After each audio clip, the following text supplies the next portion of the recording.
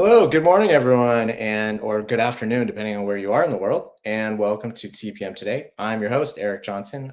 When I'm not doing this, I'm the senior technology editor at the Journal of Commerce. But this is really my favorite thing to do. You can find me here the second and fourth weekends of every month to talk about technology and other trends impacting the international and domestic logistics landscape. I should note we normally do the show second and fourth Friday of every month. We're going to be making some adjustments to the next few shows just because the fourth Friday of November and the fourth Friday of December are the day after Thanksgiving and Christmas. So we're going to tinker with that a little bit so that we don't ask people to show up the day after the holidays. So we may have a few more shows in December and a few less shows right after holidays. So just pay attention. Keep an eye on the promotions on LinkedIn or wherever you find information about Let's Talk Supply Chain and TPM Today. Okay, I just got back earlier this week from an awesome trip to Europe. I was at Shipio's Visibility Now event in Paris last week, where Sarah at Let's Talk Supply Chain also was. It was a great event. It's always fun being in Europe. Yeah, I wish I could spend more time there. It was great also meeting a bunch of people in Europe and kind of understanding some of their technology kind of uses and concerns and excitement. So really a super worthwhile trip for me. TPM, we are, I think now like 3.5 months out. I forgot the exact number, 16 weeks out, something like that. If you haven't registered, what are you waiting for? We have a huge amount of cool things to announce over the next few weeks. We have Janet Yellen, who's going to be the keynote speaker. We have just a bunch of, we just booked a few large freight forwarders and ocean carriers. So those are going to be announced. So just pay attention to those and register right now. Cause if you've ever been before, hotels are a major issue. So you want to get your registered so you can get your hotel early. Okay. News of the week. I just wanted to highlight a story that I did a week or two back. It's an interesting piece about a company called Altana. I've had Altana on the show a couple times. They're doing very interesting things in terms of helping both the shipper, LSP, I should say, all three of the shipper, LSP, service provider, and regulatory authority side of the customs compliance sort of landscape understand how to use technology better to screen supply chains, essentially. So what this is about is, the US and other countries have increased regulatory scrutiny around import activities. No big surprise, no news to anyone who regularly tunes into the show. What that means is that both CBP, in this case, isn't necessarily equipped to manage that volume of increased scrutiny with people and resources, and importers aren't necessarily equipped to give CBP all the information the systems it relies on needs to make those determinations. So there's some really interesting stuff going on technology-wise that's around conveying information about supply chains, not just shipment information, but supply chain information to CBP earlier on, so CBP can make determinations on tariffs and a whole bunch of other things, admissibility, all sorts of things earlier on. The idea is to make this all more efficient for everyone. Whether it works out that way, of course, we don't know. The real world is always different than theoretical models, but a very interesting thing to keep track of, and definitely encourage you to read that story after the show today. All right. Well, with no further ado, I'm really excited to have my guest join me today. This is someone I've been wanting to have on for a while, and it's finally worked out. The stars aligned. Eric Williams is CEO of a company called Beagle, and welcome to the show today, Eric. Thanks for having me, Eric. Appreciate it. This is going to be super confusing. I mean, I had to have you on, if nothing else, because you have the world's greatest name. But we'll work on the last name. But give people a little bit of background. So first of all,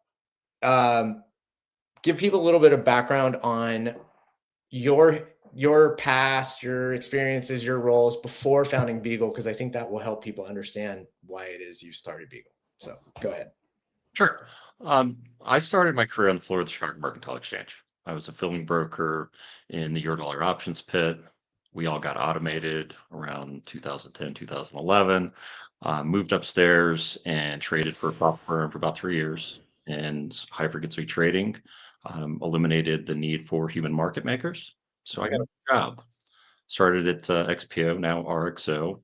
Um, like a lot of people start the career, account manager, then carrier sales, and gravitated towards pricing, helped build out their over the road pricing model and centralize the pricing function so that kind of supercharged our growth a little bit.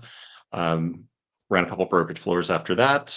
And then I like the puzzle of freight. So I moved on to the shipper side because it's a little bit easier to optimize a fixed network versus a broker where it's a lot more variable.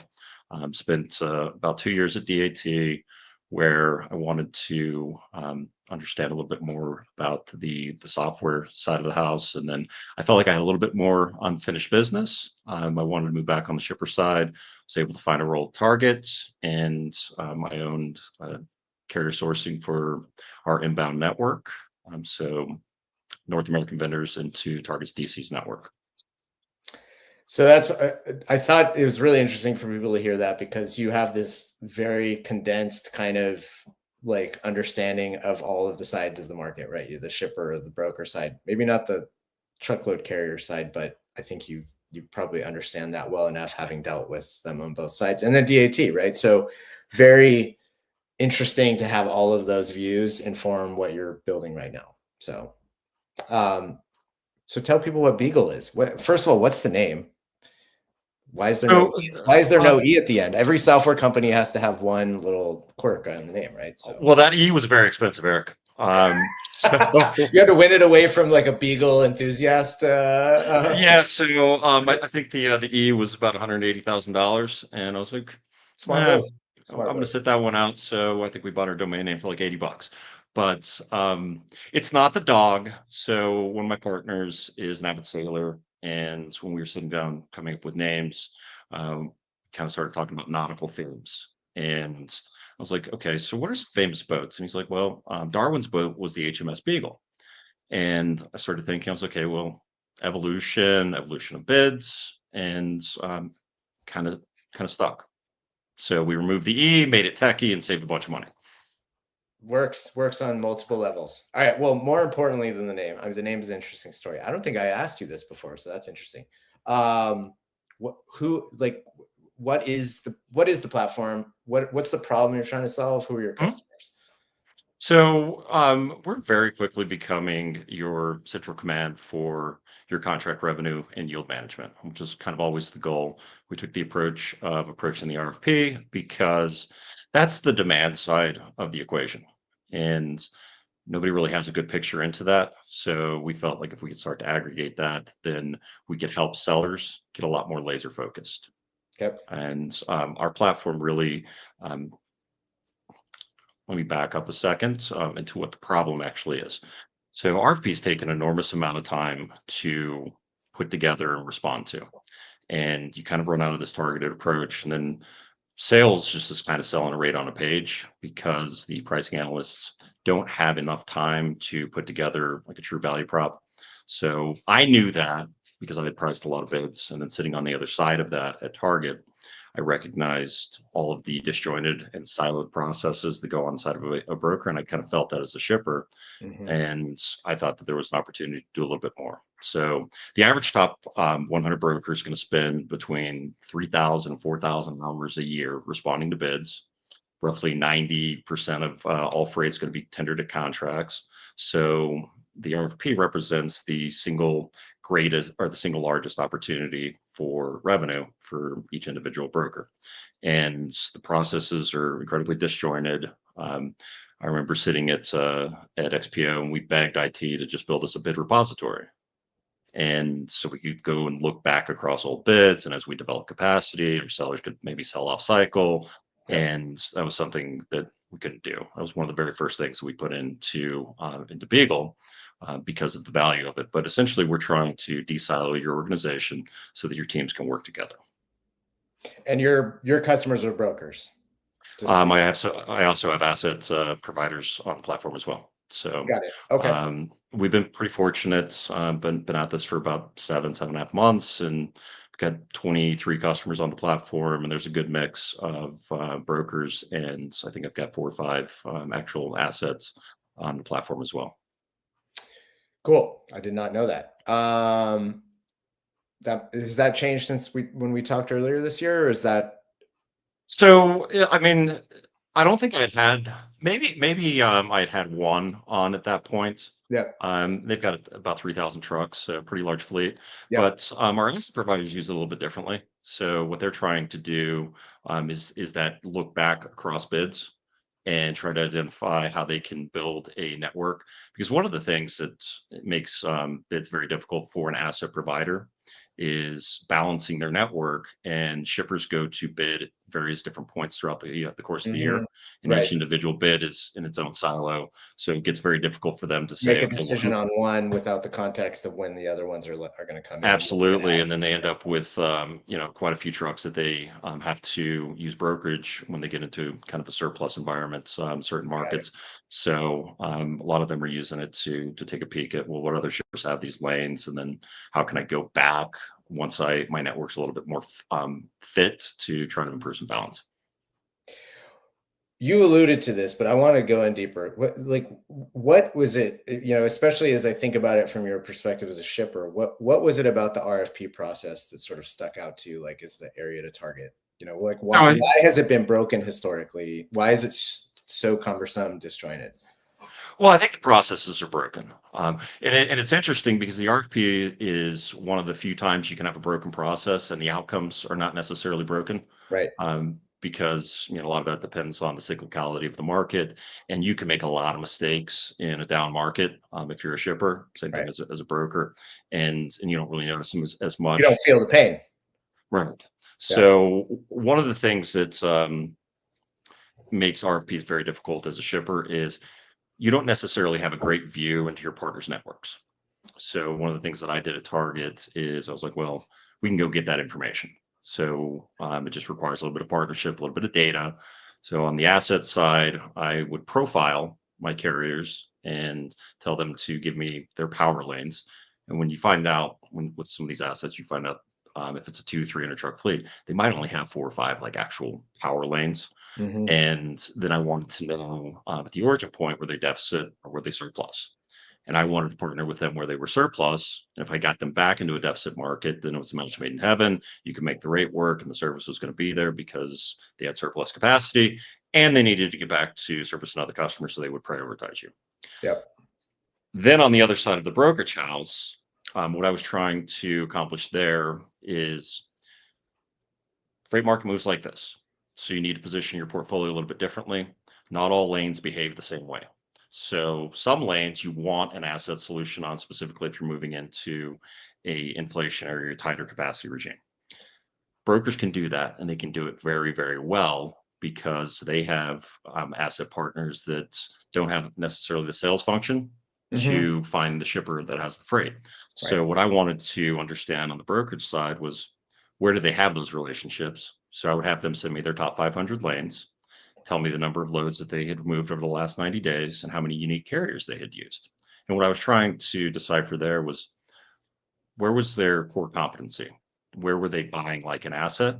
So then I could treat them like an asset. And I had actually gone through and built a lane profiling model at Target. I kind of built it years before and just kept iterating on it. It's in the product with Beagle, and I was trying to come up with the optimal capacity solution. So wherever I had a broker that was like an asset, I could treat them like one, Mm. and that would fill a lot of gaps in my network. And then of course you have these kind of sporadic lanes that come out of non-major markets that an asset's probably never going to serve for you. So those are natural fits for brokers, and then we would layer in some seasonality and things like that to it. So what help so someone who's not like is knee deep in, or I would say like shoulder deep in, in this world as you've been over the last 10 years, but wants to understand it. What are the key data points that brokers need to make better decisions than they've made in the past? And is it really about the data points, or is it about cleaning up that process more? Well, I think you need the data to be able to clean up the process. Okay. So I think the two are probably synergistic. I always start with an RFP from a macro level first. What's going on in the market? Are we in a loose capacity or a tight capacity regime? And then we know there's a cyclical nature to this. So if I'm a broker responding to an RFP, I want to start thinking about how I'm going to position my portfolio. And not all lanes behave the same way. Hmm. And we all know that productivity goes way down in an inflationary environment, but there are still some lane types. So think like your kind of backhauls out of the Northeast back to Chicago or to the Southeast into major metros. Those are always going to be very easy to cover. Hmm. So you can actually position your portfolio to target those lanes in an inflationary environment. And that enables you to keep productivity relatively high, keep service levels relatively high, not have as much rate risk. And then, as other people are rejecting some of these more difficult lanes or head haul lanes, then you can participate in those in the spot market. So I always start the macro first. What should I be targeting and why? And it's just vice versa. If we're in a deflationary environment, you want to shift to more head haul, higher revenue freight because you've got a fixed rate you're buying against and you have a falling spot rate. So you're going to get margin expansion there. So you want to be able to do that on a higher revenue number, if that makes sense. And then It make it a does. little bit And easier to cover. you just actually posted, I think yesterday or day before, about RXO and the margin squeeze they're experiencing. That Yes. was a great post. By the way, if you want to get really smart on this, follow Eric on LinkedIn. He's active on LinkedIn and he is some of the best, most informative, sometimes hot take. So, be forewarned, hot takes, but also like really nitty gritty help. You've helped me understand this market a lot better than I did before I started reading your stuff. So, Appreciate that. yeah, well, on the RFP side, what are you seeing? And is what you're doing, or is in general the technology that's sort of aimed at that side of things, is it changing the structure of RFPs in any way? Shorter, longer, breaking things up regionally? Is that changing at all, or is the intention still the broker wants to have as big a piece of business, and it's up to them to kind of figure out how to like best, you know, win that business? Great lead in. So that's like the second part that you have to consider, right? Okay. So here are all the data points and what a broker should be focusing on once they've kind of figured out what their strategy is. Then they click down into what are my core competencies? Where do I have consistent coverage on the lane level, on a corridor level, and then be gathering that so that they can represent that as their value prop. And then they have a better idea of what their pricing looks like and then it becomes a lot more stable, right? And you need that because you're fixed versus fixed. Yeah. So if you can do that, you can bid with a little bit more confidence. Right. There's a second part to that, which is your soft capacity. And this is all the lanes that you haven't actually run or put those carriers on, but you know they want. So we help them aggregate that as well. It gives them the full visibility into their capacity-led value prop. They want to share that with the customer. So what I think we're doing to help change and make this process better is we have this nice output for a seller that can sit in front of the customer and they can actually go lane by lane.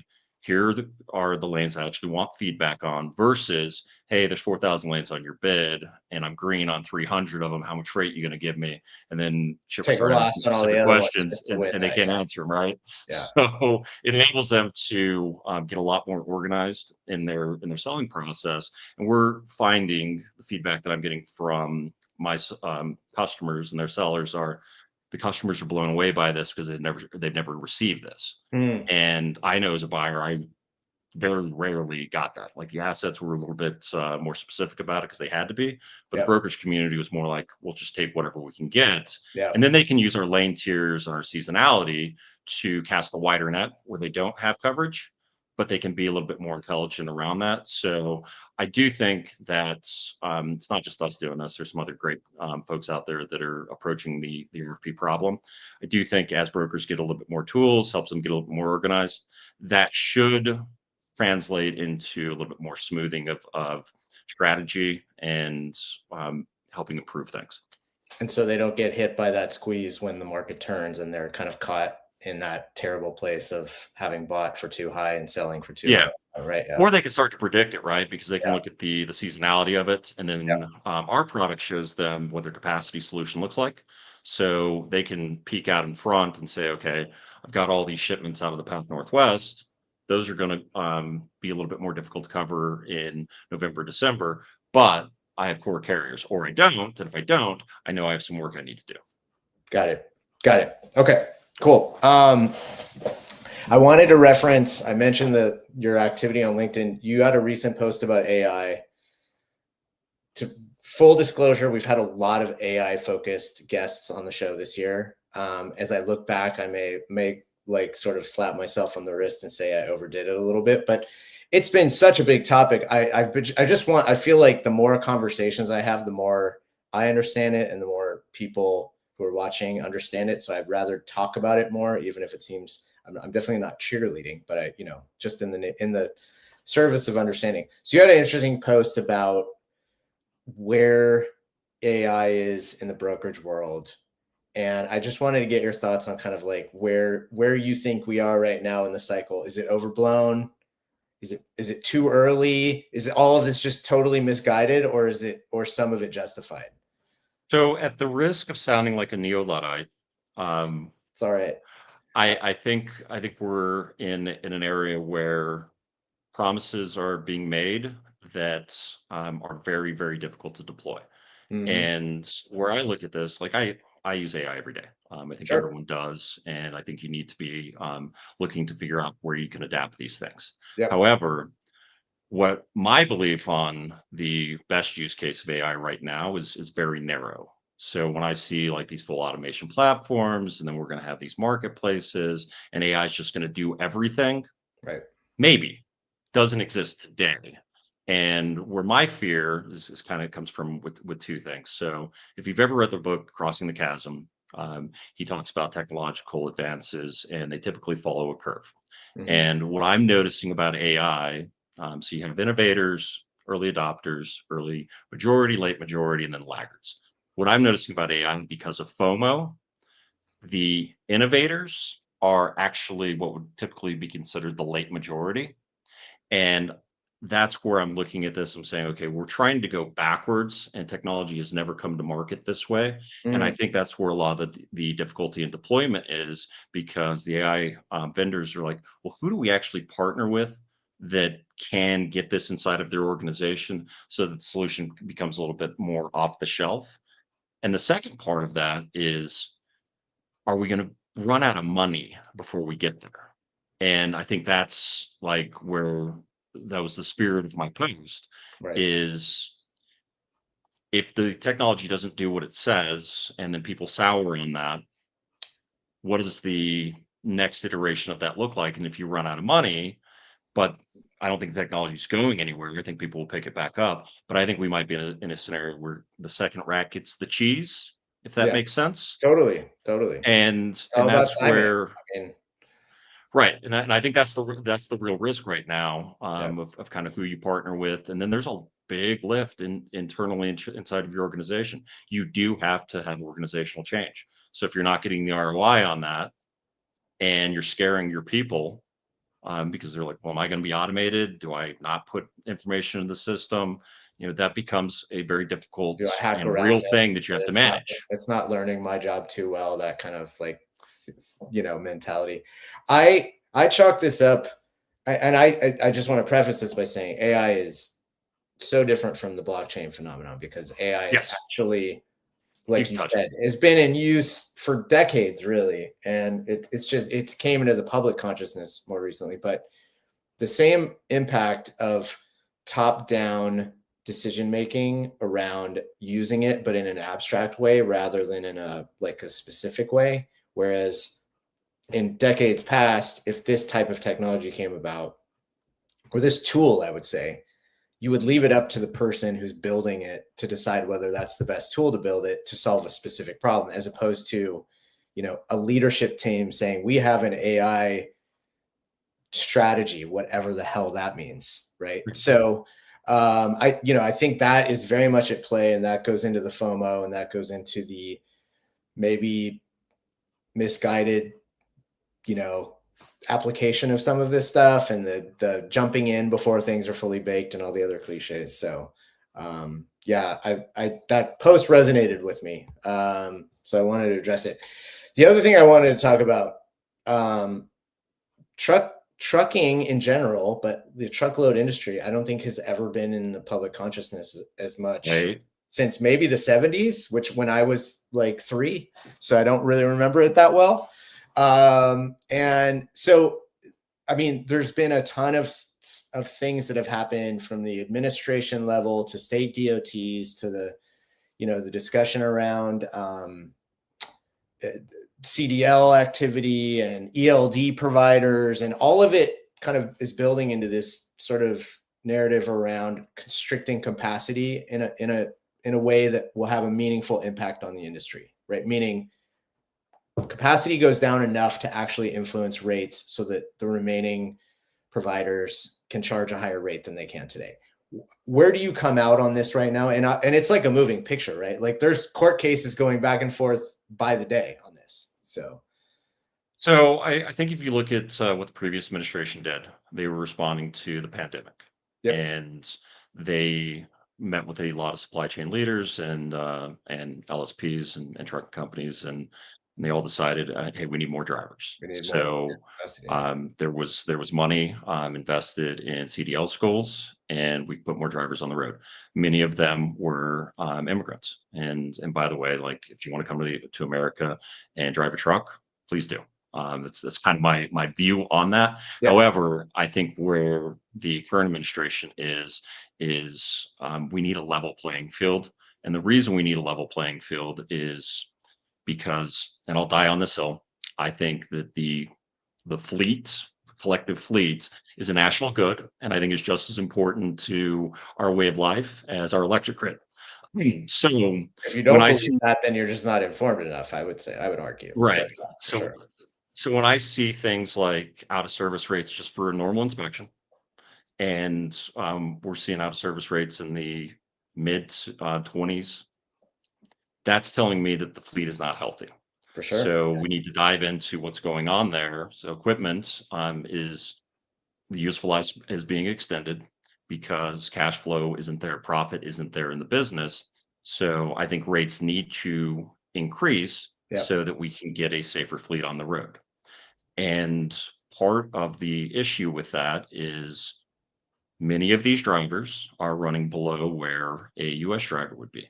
So I think long term or in the intermediate term, the conversation needs to shift. Okay, how many drivers do we actually need on the road? Because I'm not convinced that we have a large pool of American drivers that in the next 5 to 10 years will want to be in a truck.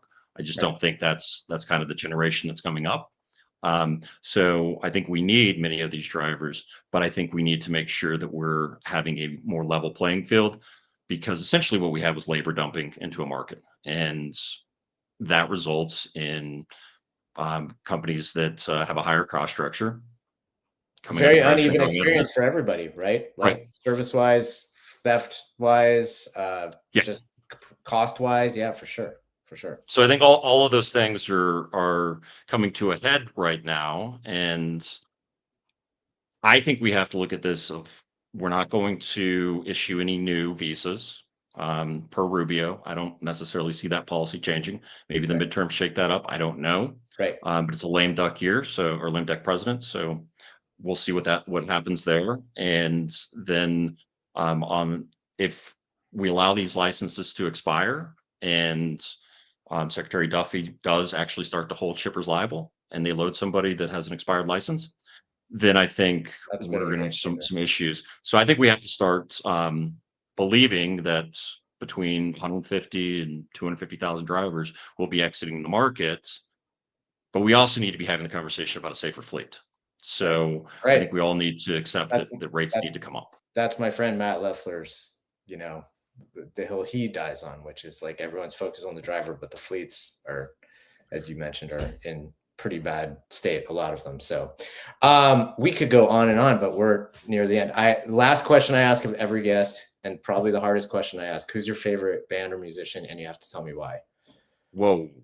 So I listen to everything, Eric, Yeah. from like Biggie to jazz.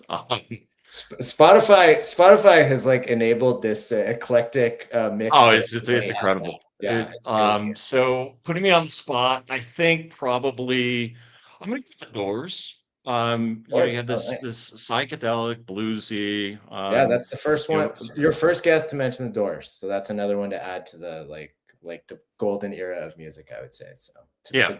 to date myself, but I mean, it was pre my life too, but I mean, pre my birth, I should say. But yeah, totally appreciate that. Was there a moment when you knew like the Doors called to you? Yeah, I can actually think about it. So it's probably my parents were coaches, and I used to go on trips with them, and I was on the bus back, and somebody said, "Hey, listen to this." I was probably 12 or 13, and it was Riders on the Storm. I was Nice. like, "Oh, Whoa. I want to know about these guys." Yeah, this is So different. Yeah, that's cool. That's a great one. Speaking of Biggie, I saw an awesome thing on Instagram where a guy is like, I'm listening to gangster rap while like folding clothes. And I was like, that I'm at the age where I'm listening to gangster rap while guilty. folding clothes. Yeah, exactly. It's like, oh yeah. Now you know what dad's dad life is like. So Eric, awesome. I'm so glad we could have you on and we'll have you on again at some point. What's the best way for people to reach you? I'm pretty active on LinkedIn. You can go to our website, beagle.ai. If you are looking for a demo or anything, you can schedule a demo through there. And everyone else that knows me knows they can text me. Cool. Awesome. Well, thanks for making it on the show today, and we'll talk soon. All right. Have a great Thanks for weekend. the time, Eric. Of Appreciate it. course. Bye. All right. I'm way over. Sorry. Eric's super smart guy, so I didn't want to cut short the conversation. Dad joke of the week time. What do you call this is like a little bit of a freight last mile thing. What do you call two monkeys with a shared Amazon account? Primates.